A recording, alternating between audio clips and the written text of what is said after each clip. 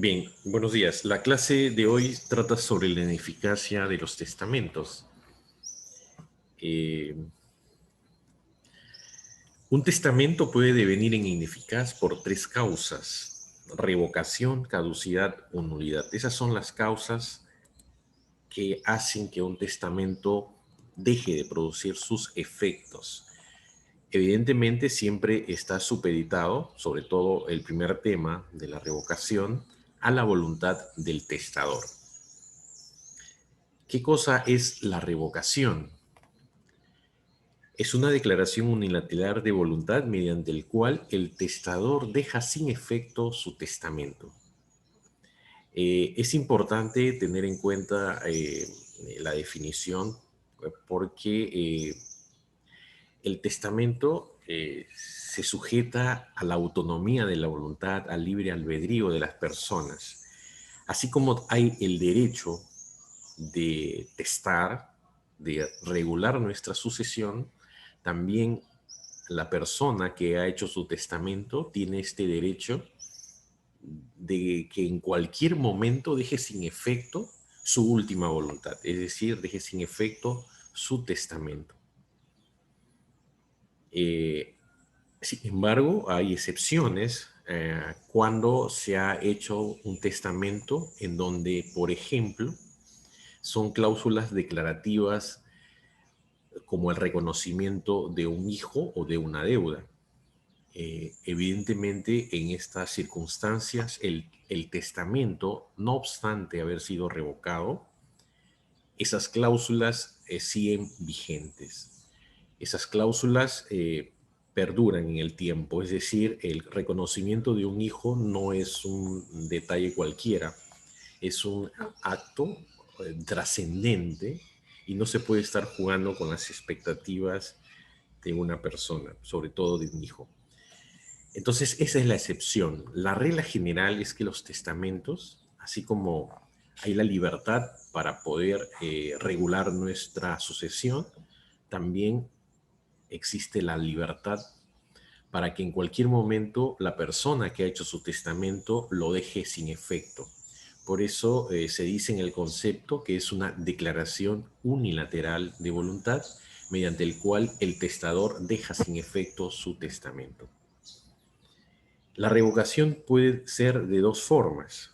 Puede ser expresa o puede ser tácita. Cuando la revocación es expresa, se hace a través de otro testamento, cualquiera sea su clase. Es decir, por ejemplo, un testamento por escritura pública, que es el testamento más seguro, el testamento que tiene más formalidades, puede ser revocado por un testamento hológrafo. Como ustedes saben, un testamento hológrafo basta que sea escrito, que tenga fecha, que tenga el nombre del testador y que tenga su firma. Evidentemente, para que opere la revocatoria del testamento por escritura pública, este testamento hológrafo tiene que seguir la formalidad de su reconocimiento y su protocolización e inscripción en los registros públicos.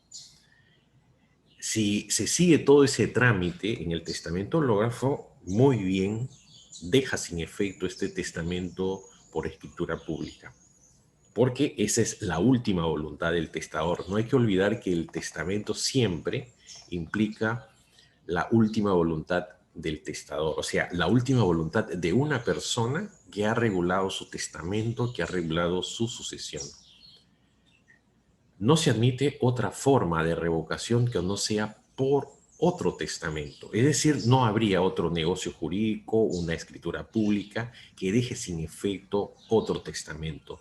La regla es que un testamento es revocado por otro testamento, cualquiera sea su forma. Hemos visto en las clases anteriores que los testamentos pueden ser en nuestro sistema los testamentos ordinarios y los testamentos especiales.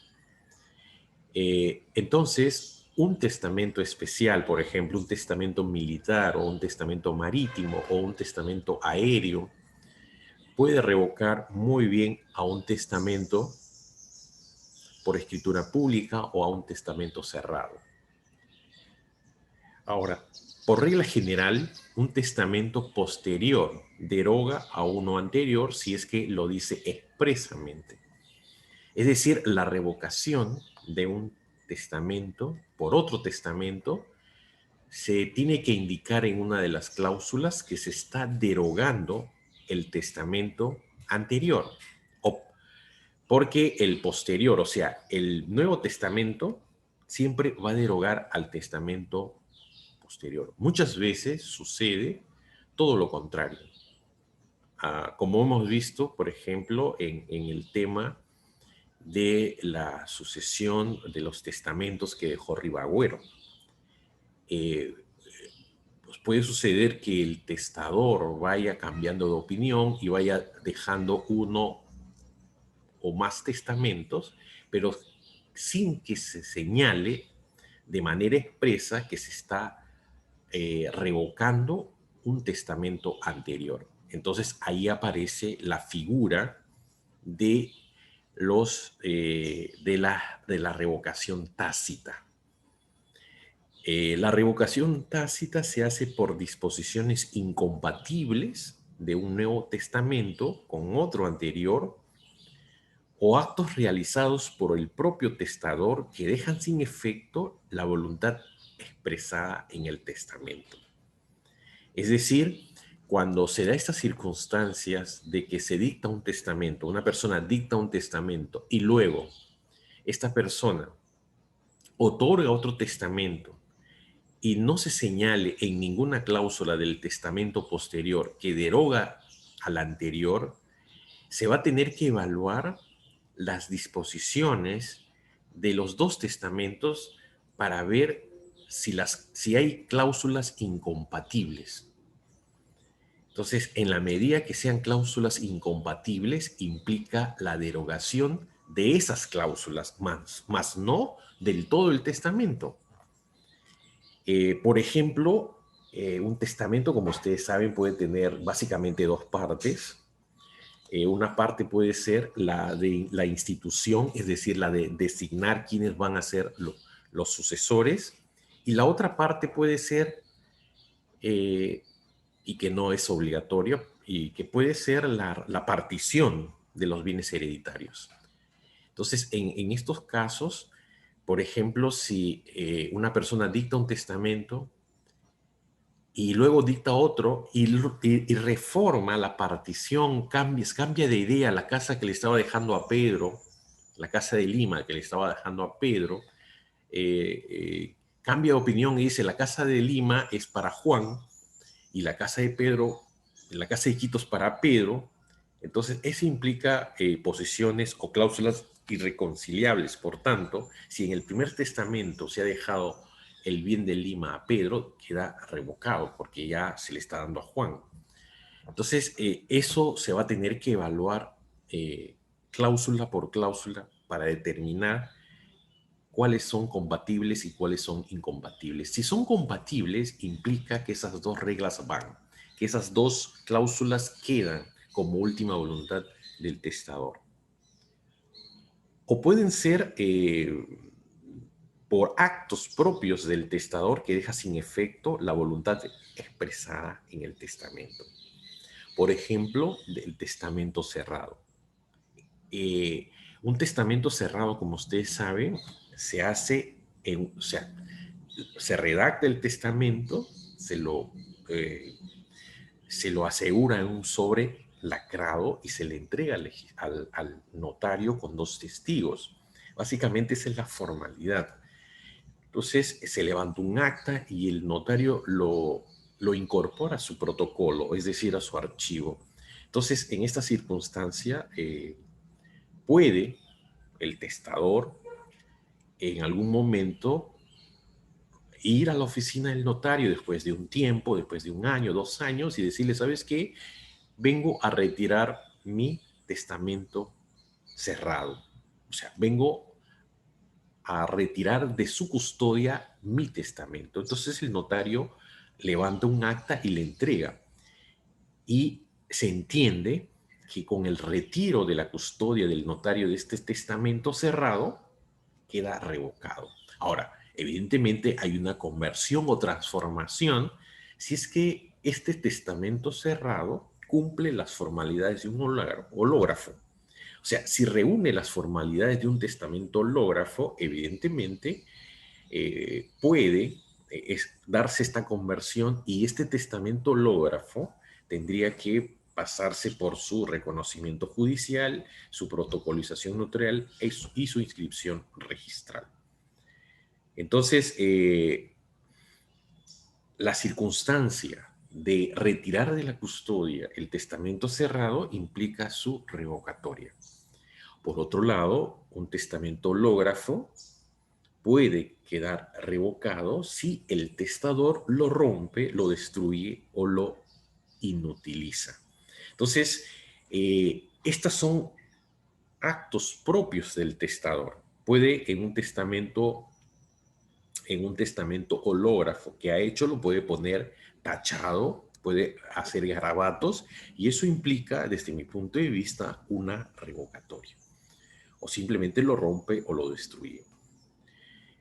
Ustedes saben que un testamento hológrafo o todo testamento tiene estos cuatro requisitos de formalidad. O sea, tiene que ser escrito, tiene que ser fechado, tiene que estar el nombre del testador y tiene que estar la firma de la persona que ha hecho su testamento.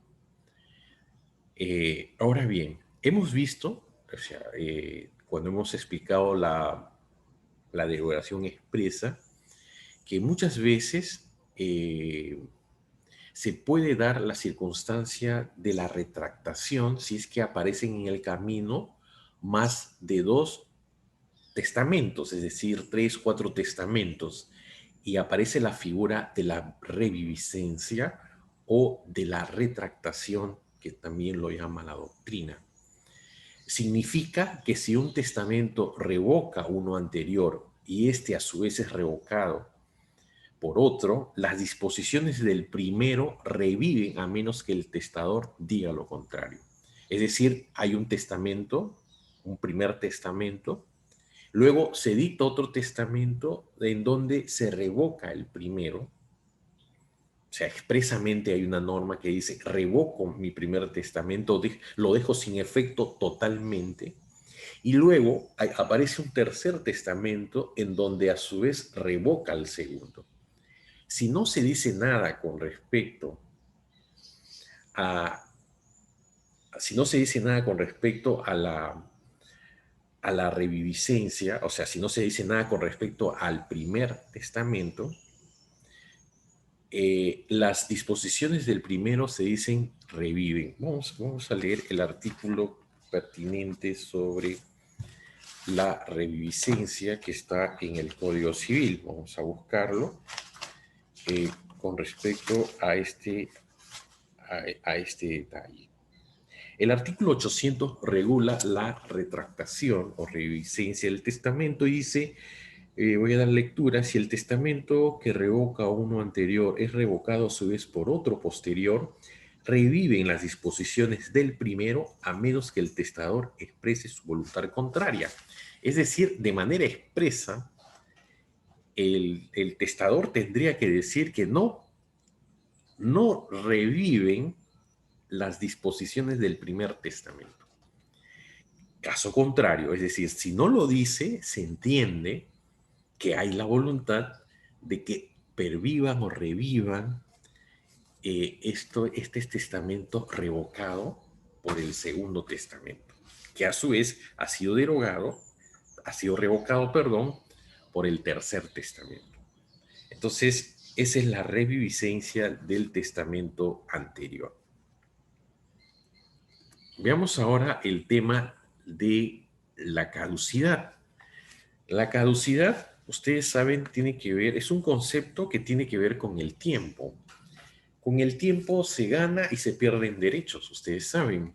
Yo puedo ganar por el tiempo, me puedo convertir en propietario de un bien por la prescripción cuando hay, hay justa causa, hay publicidad, ¿no? Pasa 5 años o 10 años y yo me puedo convertir en propietario de un inmueble. Pero también el tiempo nos hace perder derechos. Si uno no demanda la nulidad de un negocio jurídico hasta antes de los 10 años, puedo perder. O sea, yo no puedo demandar una nulidad de un negocio jurídico después de los 10 años porque se entiende que el plazo ha prescrito y se pierde evidentemente el derecho de accionar, es decir, el derecho de demandar, de poner en marcha los órganos jurisdiccionales del Estado para obtener tutela jurídica. Lo pierdo. Entonces, sin embargo, en los testamentos hay circunstancias diferentes que también tienen que ver con el tiempo, pero también hay circunstancias que hacen que un testamento deje de producir sus efectos por determinadas circunstancias. En la diapositiva hemos puesto un concepto de la caducidad de los testamentos. Se dice que es la pérdida de eficacia del testamento en todo o en parte por circunstancias posteriores a su otorgamiento y que media la voluntad del testador. En el tema del tiempo, el testador no puede hacer nada. En el caso de los testamentos especiales, por ejemplo, que caducan después de darse las circunstancias de, por ejemplo, estar en una zona de guerra o estar embarcado en una nave.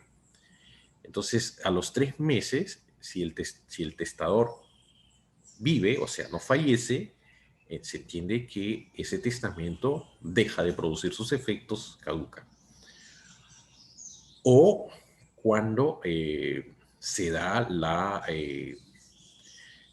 por ejemplo, se instituye de manera errada o se omite a un heredero forzoso. Entonces veamos la caducidad del testamento, que en principio puede ser total o parcial. O sea, la caducidad del testamento se puede dar, por ejemplo, la caducidad se hace un testamento y se instituye.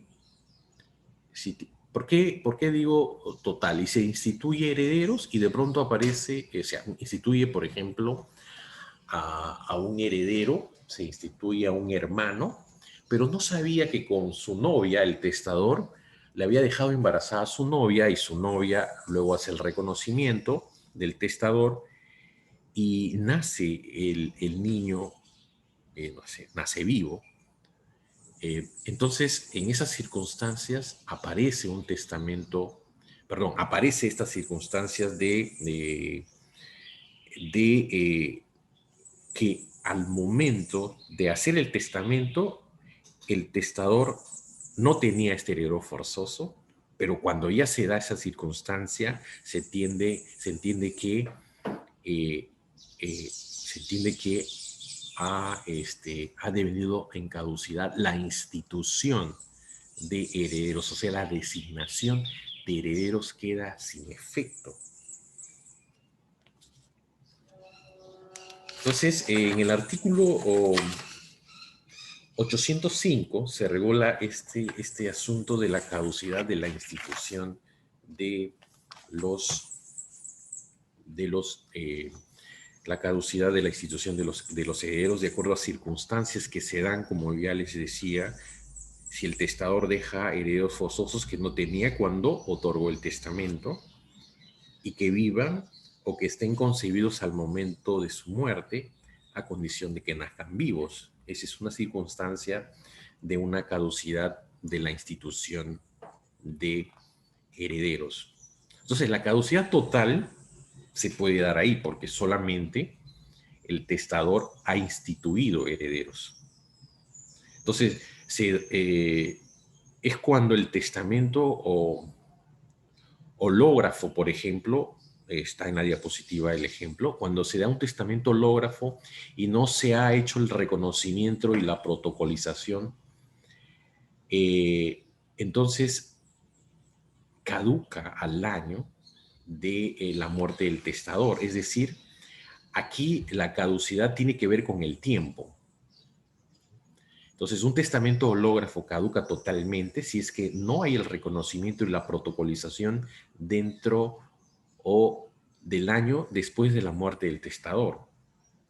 Y también hay la caducidad total que tiene que ver con el tiempo, cuando estos testamentos especiales, o sea, el testamento marítimo, el testamento militar y el testamento aéreo, eh, pasa esta circunstancia especial, o sea, de estar en una zona de guerra, en una zona de conflicto, estar embarcado en un buque o estar embarcado en una aeronave.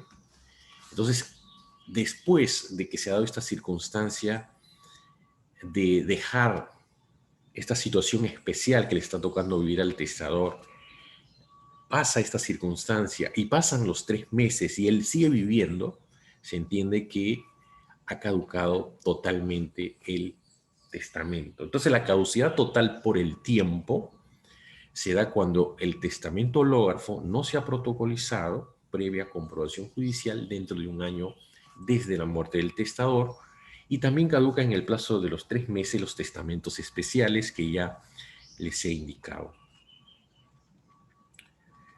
Y puede darse también la circunstancia de que haya una caducidad parcial, cuando se ha preterido a los herederos forzosos.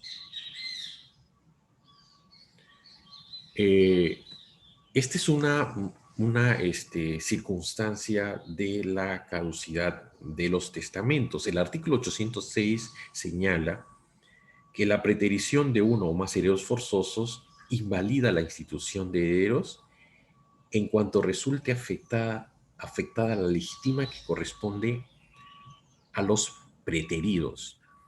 Evidentemente, el preterido es un sucesor no instituido y de hecho se le está afectando por regla general su legítima, porque ustedes saben que esta parte de la herencia es intangible y el testador no lo puede tocar. O sea, está reservado este derecho al legitimario, que es un heredero forzoso. Eh, Se entiende que evidentemente en la medida que se afecte la legítima, y eso se regula, el artículo 806 señala luego, o sea, no solamente que se afecte la legítima, pero señala que luego de haber sido pagada esta, la porción disponible pertenece a quien hubiere sido instituido e indebidamente heredero, cuya condición legal es de la de legatarios. O sea, se puede instituir a una persona, se le puede preterir, es decir, se puede instituir a un hermano para que sea nuestro sucesor, pero de pronto aparece un hijo que no ha estado reconocido, pero que es reconocido, ahora se puede reconocer a través del ADN. Entonces, en esa circunstancia, se entiende que puede caducar la institución de los herederos forzosos de manera parcial, porque otras cláusulas que están en el testamento pueden pervivir en la medida que no se afecte la legítima de este heredero forzoso. ¿Por qué parcial? Porque de pronto el instituido, el hermano instituido, se le puede dar, o sea, puede convertirse en legatario, es decir, puede quedar como un sucesor que va a recibir de este tercio de libre disponibilidad que ha dejado el testador. Ahora, ¿qué cosa es la preterición? Es la omisión que hace el testador de un heredero forzoso en su testamento. Esa es la preterición. Y la preterición puede ser absoluta o puede ser relativa. La preterición es absoluta de uno o más herederos forzosos. O sea, si la preterición es absoluta, se da cuando se olvida a uno o más herederos forzosos y hacen que se invalide la institución de herederos. Y en este caso corresponde iniciar una acción de nulidad de la institución de herederos y eventualmente la nulidad total del testamento. Y la preterición relativa, en este caso el testamento que menoscaba la legítima se reduce a petición de los herederos perjudicados. Ahora veamos la caducidad del heredero que al comienzo de la exposición le estaba señalando. Se da cuando está mal instituido o dejas de tener efecto la institución de herederos y está regulado en el artículo 805 del Código Civil. La primera circunstancia es si el testador deja herederos forzosos que no tenía cuando otorgó su testamento. Se puede dar este caso cuando el testador fallece dejando embarazada a su esposa o a su novia, está embarazada, entonces esa circunstancia hace que se invalide la institución de herederos. Por ejemplo, les decía hace un momento que se puede instituir a un hermano como nuestro sucesor, pero de pronto aparece este heredero forzoso, este concebido y que nace vivo. La condición es que nazca vivo. También se da la caducidad del heredero si el heredero renuncia a la herencia o muere antes que el testador sin dejar representación sucesoria o cuando el heredero es el cónyuge y se declara la separación judicial por culpa propia o se da el divorcio. Entonces, esa es la otra circunstancia en que caduca la institución de herederos. O sea, el heredero puede renunciar, como ustedes saben, a nadie le pueden obligar a recibir un testamento, o puede suceder que fallezca antes que el testador. Y en ambas circunstancias, la condición para que se dé la caducidad del heredero es que no se dé la representación sucesoria.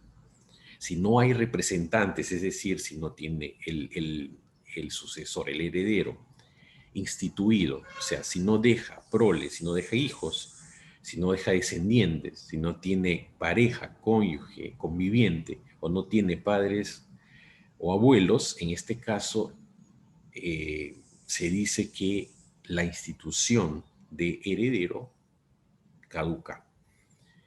O se puede dar también la caducidad cuando el cónyuge sea el heredero y este cónyuge, por su culpa, se dé la separación judicial o se dé el divorcio. Ustedes saben que la separación judicial, la separación de cuerpos o el divorcio, muchas veces se dan por causales que son exclusivamente de uno de los cónyuges, o sea, es culpa de uno de los cónyuges la separación o el divorcio, y en este caso, si ha sido instituido como heredero, entonces se dice que si se da esa circunstancia, caduca la institución. Por otro lado, también se da la caducidad del heredero si el heredero pierde la herencia por declaración de indignidad o por desheredación sin dejar descendientes que puedan representarlo. Es muy parecido al anterior, pero en este tercer punto se trata de la declaración judicial de indignidad, que hemos visto que hay causales, o se da la desheredación en otro testamento. Entonces, y si no hay quien los represente, porque saben que las sanciones son personalísimas, no afecta a los descendientes del declarado indigno o del desheredado, en estas circunstancias, si hay quien lo represente, evidentemente no se da la caducidad. Pero si no hay quien represente a estas personas que han sido instituidas como herederos y luego han sido declarados indignos o posteriormente se les deshereda, entonces se dice que caduca la institución del heredero. Lo mismo sucede con la caducidad del legado. Si el legatario muere antes que el testador, se entiende que caduca la institución del legado.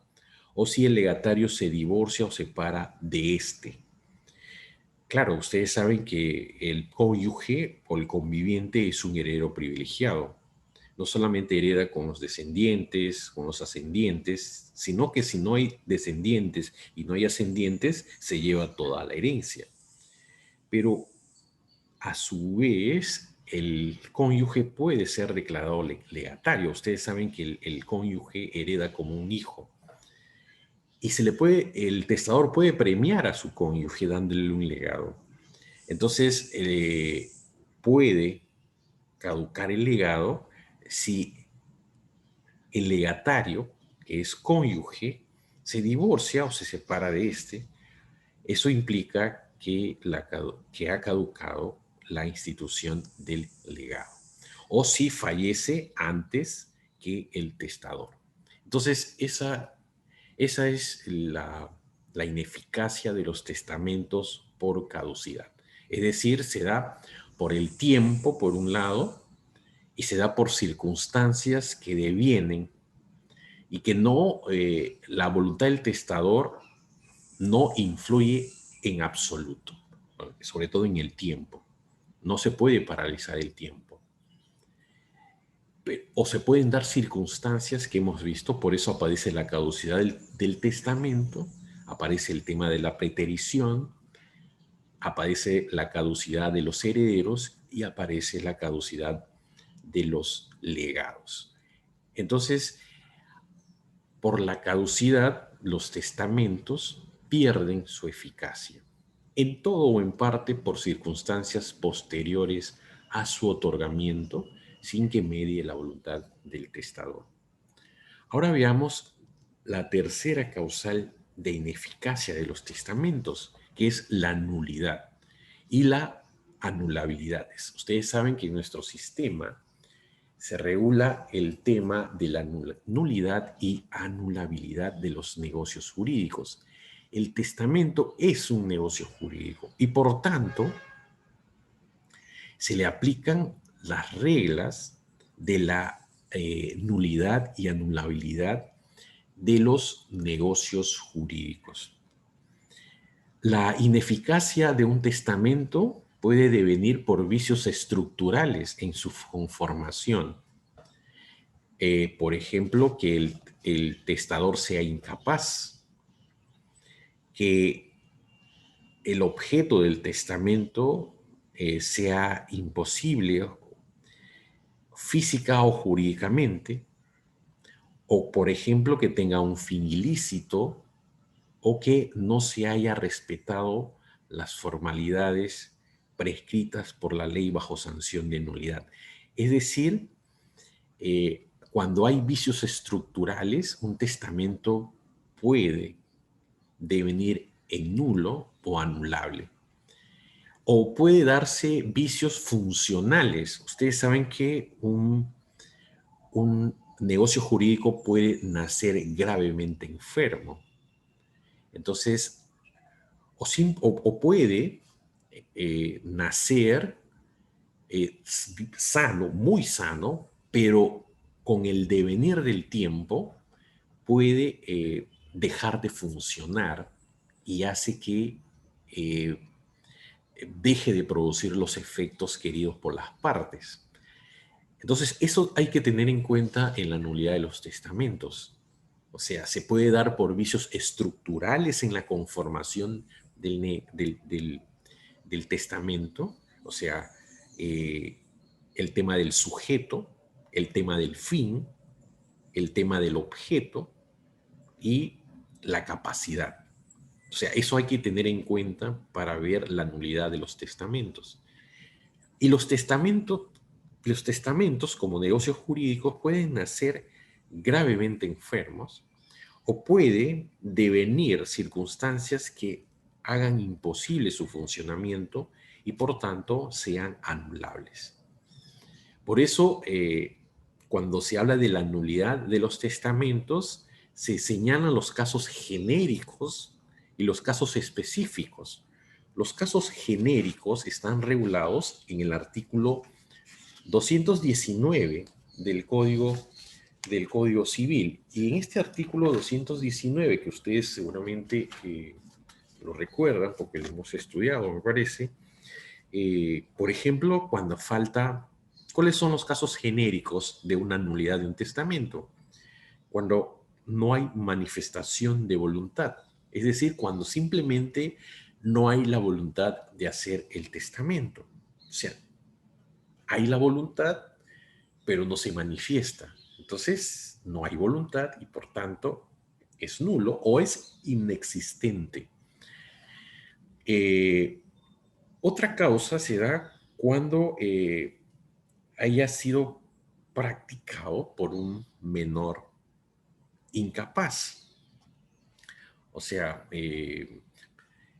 pero este artículo de una persona absolutamente incapaz ha sido modificado o ha sido derogado por un decreto legislativo del 2018. Y luego hay otra circunstancia genérica cuando su objeto es física o jurídicamente imposible o cuando sea indeterminable, cuando su fin sea ilícito, ya lo hemos dicho, cuando adolezca de simulación absoluta, cuando no revista la forma prescrita bajo sanción de nulidad, el testamento es un acto solemne, no hay que olvidar, cuando la ley lo declara nulo, o en el caso del artículo 5 del título preliminar, salvo que la ley establezca sanción diversa.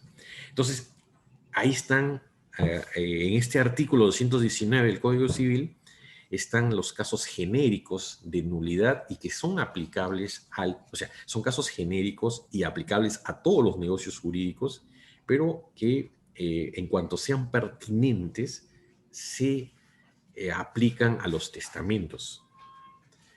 Y los casos específicos ya están regulados propiamente en el libro cuarto que tiene que ver con la sucesión testamentaria.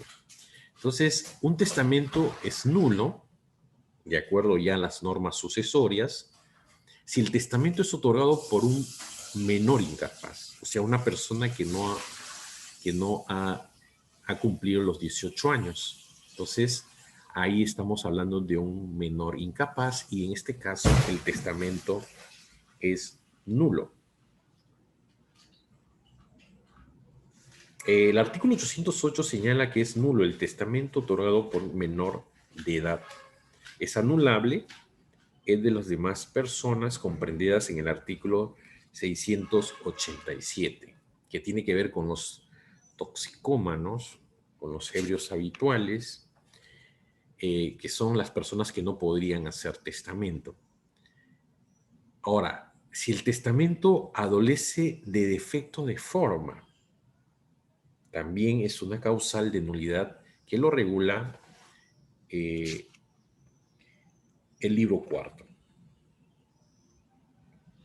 El artículo 811 señala que el testamento es nulo de pleno derecho por defecto de forma si es infractorio de lo dispuesto en el artículo 695 o en su caso en los artículos 696, 699 y 707, salvo lo previsto en el artículo 697.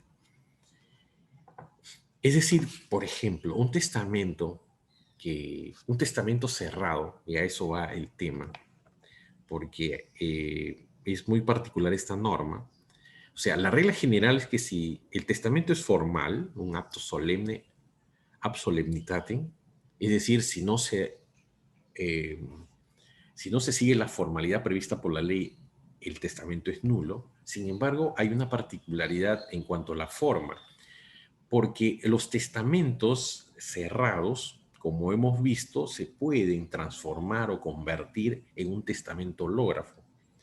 Y por eso se da esta salvedad. Y hay algunas cuestiones también que hacen que un testamento que no ha cumplido su forma señalada, la forma señalada por la ley, puede tener sobre todo en de testamento cerrado, que se convierta en un testamento hológrafo. O en el caso de los testamentos especiales, también puede darse que se convierta en un testamento hológrafo. Bien, entonces, ese es, si el testamento adolece de forma, en principio hay nulidad, pero puede haber alguna forma de salvaguardar la última voluntad del testador con esta conversión, sobre todo el testamento cerrado, en un testamento hológrafo. Ahora, si el testamento especial no tiene la forma, la firma escrita, o sea, la forma, el testamento especial, los testamentos especiales tienen que tener, como cualquier otro testamento, tienen que ser escritos. Y también la firma, ¿no? Entonces, si el testamento especial no tiene la forma escrita, no se le puede dejar un audio o un video, o falta la firma, o si se le ha entregado a una persona no autorizada a recibirlo, se entiende que el testamento especial también es nulo. Otra circunstancia de un caso específico de nulidad es si el testamento se otorga como consecuencia de la falsa muerte del heredero instituido. Valdrá el primero y no el segundo de los otorgados por la noticia falsa. O sea, ¿cómo se da esta situación? Cuando, por ejemplo, una persona, un padre, instituye a su hijo en un testamento y de pronto le viene la noticia de que su hijo está fallecido, ha muerto, o sea, le vienen con la noticia, no se sabe de él, pero le dicen que está muerto. Entonces el padre hace otro testamento e instituye a un sobrino, a un hermano, como sus herederos. Pero de pronto estas personas, este sobrino, este hermano, le ha dado una falsa noticia porque en verdad el heredero instituido, es decir, el hijo, nunca ha fallecido. Por tanto, el Código Civil señala de que cuando se da esta circunstancia, va a valer el primer testamento y el segundo es un testamento nulo. Y eso está regulado en el artículo 810. Dice, cuando un testamento ha sido otorgado expresando como causa la muerte del heredero instituido en uno anterior, valdrá este y se tendrá por no otorgado aquel si resulta falsa la noticia de la muerte. O sea, muchas veces se puede jugar con estas noticias falsas de tal manera que se tuerza la voluntad del testador con la finalidad de beneficiarse y que sean instituidos como herederos. Entonces, en ese caso, la regla es que va a valer el primero por la falsa noticia y el segundo no tiene ningún efecto, es decir, es un testamento nulo. También un caso específico de nulidad es si el testamento es mancomunado. El artículo 814 señala que es nulo el testamento otorgado en común por dos o más personas. O sea, dos o más personas no pueden dar testamento. O sea, en un mismo acto. He tenido oportunidad en la práctica de rechazar la inscripción o ver en la práctica, he tenido oportunidad de ver que se ha inscrito por error del notario, un notario. Los notarios antiguamente no eran, muchos no eran profesionales del derecho, es decir, no eran abogados. Entonces se dio un caso de un notario no abogado que hizo un testamento de dos cónyuges, o sea, marido y mujer. Y paradójicamente, el, el registrador de acá, un registrador de Iquitos, lo escribió hace muchos años. Y yo tuve oportunidad de ver la ampliación del testamento. Entonces nosotros rechazamos esa inscripción, porque entendíamos que estábamos frente a un testamento de carácter nulo. sea, no pueden dos personas o más otorgar un testamento común, o sea, hacer en un solo acto. O sea, no, es imposible. O sea, no, porque el otorgamiento de un testamento y el testamento es reservado. Está presente solamente los dos testigos, el notario y el testador. Son cuatro personas. Entonces no puede haber otro, no puede haber, por más que tengas a tu mujer o tengas a tu marido a tu costado, no puedes otorgar un testamento mancomunado, o sea, de manera conjunta, que parece que se dio, o sea, a veces evidentemente la realidad, o sea, va más allá. Y esta regla justo calza, o sea, es aplicable porque se señala expresamente que no puede haber un testamento común. O sea, y eso sucede, por ejemplo, a veces hay desconocimiento que dos personas se pongan de acuerdo, marido y mujer, y redacten un testamento hológrafo de manera conjunta. Entonces, ese testamento hológrafo es nulo. Evidentemente, el testamento hológrafo, la ventaja que tiene es la reserva absoluta, pero no se pueden poner de acuerdo marido y mujer para hacer un testamento hológrafo. Ese testamento de por sí ya es nulo. O cuando el testamento es verbal, y hemos visto que una de las formas, o sea, las formas esenciales de todo testamento es que sea escrito, que tenga fecha, que tenga nombre del testador y que tenga la firma. Entonces, un testamento verbal es inconcebible. No se puede concebir un testamento verbal, es nulo. O un testamento que esté en un video o en un audio, como creo que algunas legislaciones lo aceptan. Pero en nuestro sistema es inconcebible un testamento verbal. El testamento verbal es nulo, de pleno derecho. Ahora, si el testamento tiene formalidad incompatible con la ley peruana, ustedes saben que un peruano podría otorgar un testamento en el extranjero. Hay muchísimos peruanos que se han ido en los años 80, en los años 70, 80, en la crisis que hubo, en las crisis económica, en la aparición del terrorismo malsano. Yo he vivido esa época del terrorismo, que fue terrible. Eso deberían preguntarle siempre a sus padres. Eh, he vivido toda esa etapa y lo que hacían los jóvenes como ustedes eran quererse ir del país. Y muchísima gente se fue incluso a Venezuela. Hay muchísimos peruanos en Venezuela, así como hay 1 millón de venezolanos, producto de un gobierno dictatorial. Tenemos acá a 1 millón aproximadamente de venezolanos. Lo mismo sucedió en los 80 y en los 90. Muchísima gente joven se iba. Si yo hubiera tenido oportunidad de irme, me hubiera ido seguramente, porque este país era inviable. Este país, o sea, no había esperanzas. Y a mí me ha tocado vivir esa época. Y esa época ha cambiado en estos tiempos. Al menos yo lo veo así.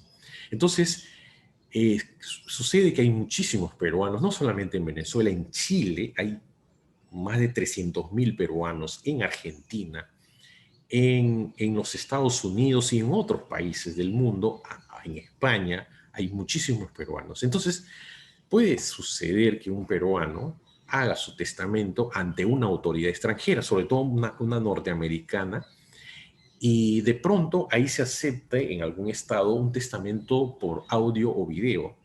Entonces, esta formalidad es incompatible con la ley peruana y por tanto ese testamento otorgado en el extranjero no podría convalidarse, es decir, no podía validarse en nuestro país. Este testamento es nulo en nuestro país, o sea, no produciría ningún efecto en nuestro país. Entonces, eso es cuando el testamento no tiene la formalidad o la formalidad que la formalidad del otorgamiento del testamento en el extranjero sea incompatible con nuestra ley. O sea, ¿cuál es la compatibilidad? Que sea escrito, que sea fechado, que tenga el nombre, que tenga la firma.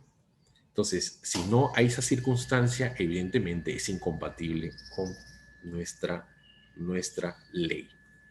Ahora veamos, para terminar la clase, el tema de la nulidad relativa. Hemos visto que en nuestro sistema hay la nulidad absoluta y la nulidad relativa, es decir, la anulabilidad. O sea, los testamentos pueden ser nulos o anulables.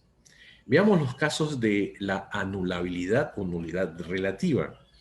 Si el testamento es otorgado por un ebrio habitual, un toxicómano, o si la persona se encuentra en estado de coma sin haber designado previamente un apoyo, se entiende que el testamento ha nacido gravemente enfermo y por tanto es un testamento anulable. Es decir, se puede pedir la anulación, de este testamento de manera judicial. Eh, entonces, este testamento otorgado por una persona, un toxicómano o por una persona en estado de coma y no ha designado apoyo, entonces el testamento es anulable. También si el testamento es otorgado con violencia, error, intimidación, ¿no? O eventualmente dolo. Se puede dar esta circunstancia de que se genere un testamento por violencia y en este caso se entiende que el testamento es, es anulable. También cuando hay error en la declaración sobre la identidad de la persona a quien se le está instituyendo como heredero, se entiende. También el testamento adolece de nulidad relativa. Y finalmente, si el testamento adolece de la firma de uno o de ambos testigos, o sea, ustedes saben que en los testamentos por escritura pública, por notario, y los testamentos especiales siempre están presentes dos testigos.